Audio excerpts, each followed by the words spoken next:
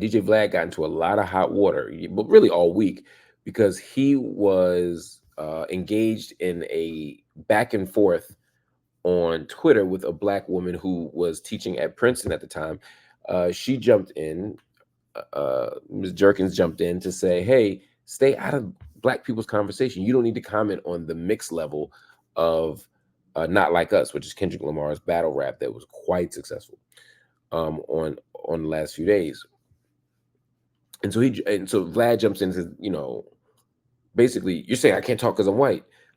What if I called your job and notified them about this? And so, of course, he tags Princeton in his veiled threats to her, and then he actually says he's going to call Princeton, who he's tagged multiple times, on Monday. And so, of course, black people went nuts. They're like, wait a minute, you going full Karen, Vlad? You going full Karen just because you like what somebody didn't say on Twitter? Now you're going to write a strongly worded letter or make a powerful phone call or whatever to the person's job? You're actually trying to get this person fired. This was the most Karen of Karen shit I've ever seen in my life. We have to respond as a community to this. And so people like me and others said, look, Vlad, this is not cool. You're using your power and privilege. You're using your power and privilege to punish a black woman for saying you have power and privilege. Do you not see the irony here? But today, can we pull this up? DJ Vlad made a statement on Twitter.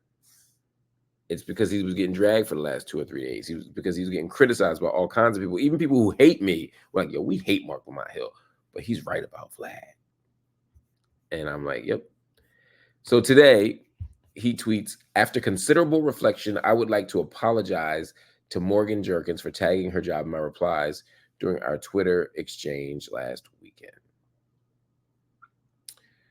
That is the most uninspired, unserious, insincere apology I've ever seen, right? He's like, after considerable reflection, I'd like to apologize for tagging her job. I mean, I'm glad that he admitted that he was wrong. I'm glad he reflected, and I'm glad that he admitted he was wrong. I like when I hear apologies to have the full kind of anatomy of the apology explored. In other words, like, tell me what you did. Tell me why it was wrong. Tell me how you think it affected me. Tell me what you'll do to make it better. Tell me you're sorry, right? There are things you can do when you apologize to actually repair the harm that was done. Vlad didn't do that. He did very little. And he continued to like and retweet, from what I saw, and I could be wrong, but like and retweet posts that were still dissing Morgan Jenkins. So, why do this? Well, the answer is simple. Vlad makes his money off of hip hop culture, right? Most of his videos deal with some aspects of hip hop culture. If you're in the outs with black people, it's hard to get on the good side. So choices were made, right? He's like, look, I can't continue to make hip hop videos and have millions of people. He has 5 million subscribers. I can't afford to have that, millions of people leave. So I apologize. Now, again, I'm not in Vlad's head. He and I aren't friends. We're not neighbors. I don't talk to him. But that's my read, right? Is that this was a cynical choice. That this was a strategic choice. Not that he's genuinely sorry about anything.